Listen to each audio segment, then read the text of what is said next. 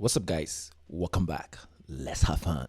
Has anybody else besides me feel like everybody is getting divorced? Every time you look on social media, every time you turn into a news channel, somebody is getting divorced. And it made me think to myself, man, why is this the case? I feel like we're going to continue to see marriages fail because people are trying to do marriage without incorporating God in it. How do you take the creator out of the creation and feel like it's going to succeed? You got two people who are trying to become one, which is very hard to do. It's constant sacrifice, it's constant patience, it's constant trials and tribulation, and it's constant selflessness. Well, that makes sense because marriage is a reflection of God's relationship with us. I mean, when you really think about it, God already taught us how to do marriage, right? How selfless he is, how much he sacrificed for us, how patient he is, how forgiving he is towards us. He already taught us how to do marriage, but we're now trying to teach ourselves and we're doing a horrible job at it. So how do we expect us to continue to make marriages work and succeed when we take God out of it? It don't work like that. No, if we want marriages to work, we got to lean into the person who actually created marriage. That's God. 100% agree with him, because if you wonder why the dating street is as hard as it is today, this is why.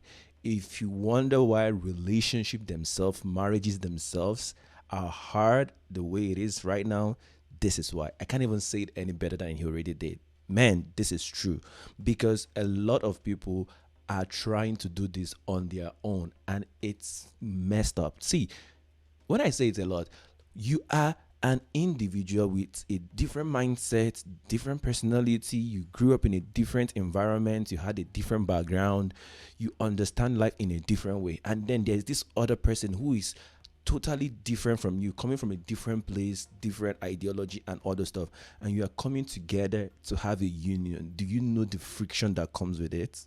It's a lot. And the truth is that most times you can't do it alone. You need a third person, and the third person in that situation is God, the person that instituted the marriage in the first place. As a Christian, you know that there is a relation. When the Bible talk about God, Jesus, God being the father, the husband, and we as the church are the bride. That's what the marriage is like. The husband and the wife are supposed to come together in harmony, and they need somebody to help them do it. The Bible said, can two work together if they don't agree? No, they can't work together. Then even if these two comes together to finally agree to work together, the Bible said that two cords can hold together, but three-fold cords nobody can break, meaning you need that third person to hold you together strongly, and it's God, the founder, the institutor of marriage.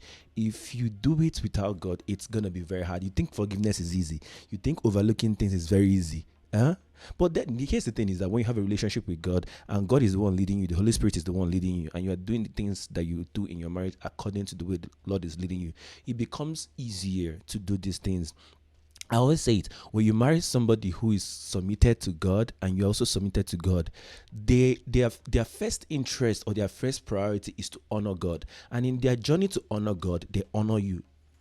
But then when you are getting married with somebody who doesn't honor God, they are trying to honor themselves. First of all, they see themselves as the God in the relationship. That's the whole, even when people are talking about I'm the prize, they see themselves as the God. They see themselves as the prize, as what you are trying to win over.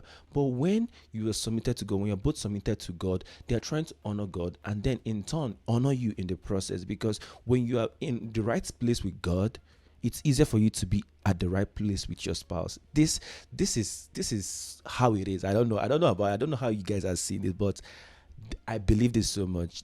And this is why divorce is becoming rampant today. Money, infidelity, all those stuff. If your first goal is to honor God, it makes it easier for you to honor your spouse and to keep your covenants, your marriage covenants. Let's keep watching. Strictly a Christian construct. Nobody else should be allowed to do it. Interesting. This video is going to piss a lot of people off. Okay, let's see. In traditional marriage, a man leaves his house in the morning, goes out into the world, is like lashed by society to earn a wage, to pay his family's bills, and then comes home to the light being left on, dinner, and his kids running out to hug him. That represents Jesus, not Allah, Krishna, Shiva, no other God, no other religion, but specifically Jesus, leaving heaven, coming to earth, dying on the cross to earn salvation and pay our debts for us. And now he has ascended and he's coming back for a wedding feast and to pick up the kids, while we're supposed to be waiting at the gate with our lights lit. You don't submit to your husband because he deserves it. Spoiler alert, he doesn't. You submit to him because he's the image of Christ in the relationship, and Christ deserves it. Probably just a coincidence, right? Let's look at the woman's role. Again, in traditional marriage, this doesn't happen much anymore, but traditionally, a woman stays home, cooks, cleans, takes care of the kids, makes dinner, and waits for the husband to come home. That's literally what the church is supposed to be doing. Keep the temple clean, tend my sheep, prepare the wedding feast, and of course, as I said, wait at the gate with your lights lit, leave the light on. The reason the world is trying to destroy modern marriage is because it's a mirror of Jesus Christ, and you can always tell what's important to God by what... Wow. This is profound. Like, I like this last statement he made. The reason why the world is trying to destroy marriages today is because it's a reflection of God, and the world is always trying to destroy everything that mirrors God. This is profound. This is I love this so much. That's the truth. Look at the world very well. Look at the current world we are in now. You will discover that almost everything that pertains to the goodness of God, everything that pertains to what God has asked us to do, that's what the world is attacking. And if you look back at time, you see that these things were things that worked out perfectly fine. The world always attack what God has ordained. That's how the world functions.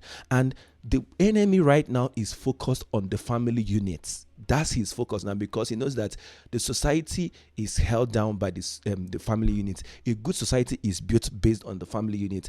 It's the family unit that produces every other thing you see. And they're attacking this. You are wondering why men are misbehaving, why women are misbehaving, why we have OnlyFans today, people dressing naked and all those kind of stuff, going up social media, and all what you see today is because the family unit is being attacked. It's being broken. People, there is a lot of, in the West now, the number of single parents, single mother, single father, from sleeping before marriage to those that even got divorced, is so much, and it doesn't help this year. Some people grow up and turn out very fine. I'm grateful to God for those of you that grew up in single parents home and you turned out fine, but that's not the case for most of them. A lot of people that grew up in single family home, they don't turn out so great, because the family units, a child needs his father and mother.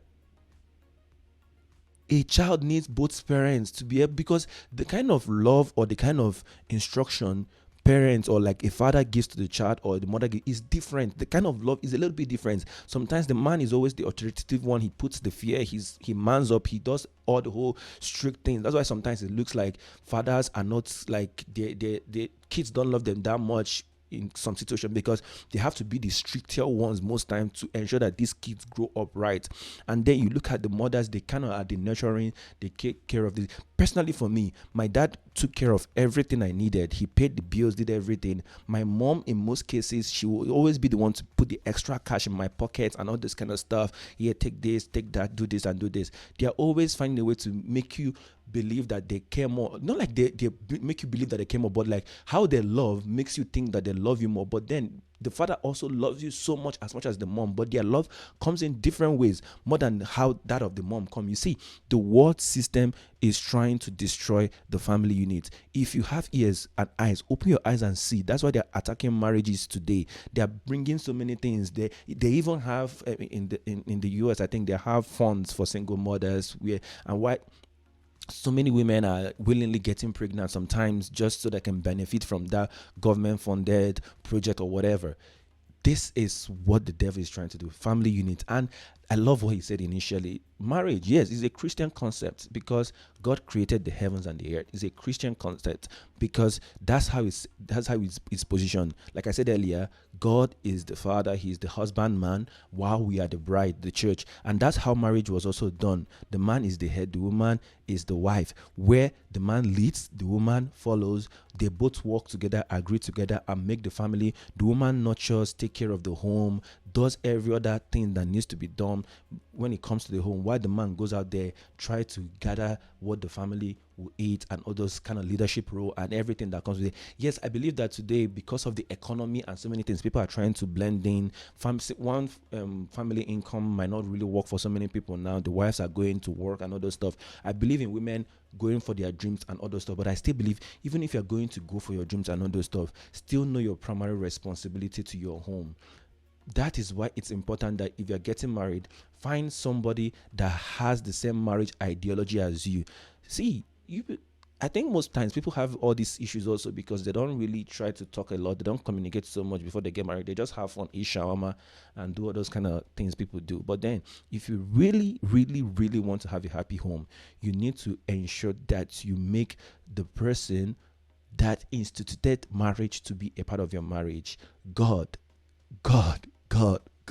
I mean, this is so amazing. This is so amazing because if you want to be happy in marriage, you can, but then you have to do it the right way. So I hope this really makes it easy for you to understand. If you're not a Christian and you're watching this right now, I really want you to understand that this is how God has designed it to be, and I want you to give your life to Christ. It's also very important because this is how you get to understand what marriage really is. It's a covenant. It's not just that's why when you see the way the world people do it, they are in today, tomorrow they want to divorce. No, when you are getting married, it's supposed to be a for life thing. That's why the Bible said, what God has joined together, let no man put asunder. It means what God has, two people that are married that God has brought together, let nothing come in between them. That's why when I even say it's that the most like when it comes to rating, when it comes to how you rate your how you rate who is more important or something like that.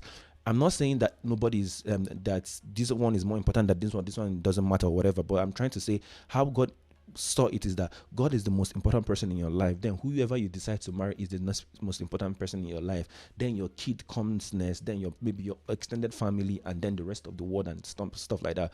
But who you marry is the most important after God, because when you have a healthy relationship with this person, you are able to transfer that to the kids. When you and your husband are in a very good place, it's easier for you to love your kids. But some people, you see them, they prioritize their kids more, and their partner suffers, and you discover that when these things happens, the marriage breaks at the end or in the long run. So learn how to prioritize who you marry. Learn how to focus on this main thing. Focus on God. Ensure that you are following God. Ensure that you are yielding to God's instruction about marriage. Ensure that you are doing the right thing. Submit to your husband. Submit to your wife. Submit to your husband. Because the whole idea of submission there is that the man has to lead and the woman has to submit, and they both come together and they have a happy home. Because most times we look at it, it's more of like, hey, the man is the leader, the woman submit, and it seems like the woman doesn't have a say. No, that's not what the Bible is talking about. The woman has a say because she's supposed to bring her view, and the man as a leader, who, if you're actually a good leader, you know when to allow somebody who is better than you in something to actually do it. I don't know if you understand what I'm saying. Most times leadership is not just about being the one to call the shots. Sometimes it's not just about being the one to show the way. Sometimes it's about knowing when you are not good at something, then you leave the other person who is good at it. It's also about listening to other people's suggestion, other people's opinion, which is your wife. So even as a good leader, you should know how to submit to your wife's suggestions, because they might in that particular situation be better than yours. That's what it means to be a leader. So it's not like your opinion doesn't matter as a wife or something like that. But then read your Bible. Meditate on it so that you understand what it's supposed to mean, what it's supposed to do for you, and how you're supposed to do your marriage. I hope this blesses you so much. I hope you enjoyed this. If you have any video you want me to react to, if you have anything you want me to talk about, just do well to send it to me via social media. I'll tag my handles below on the description box so you can send it to me on those platforms. Do well to subscribe to this video channel if you're enjoying it. If you're learning from this, like this video so that YouTube can actually promote this video so that we can get more views and also like get more subscribers.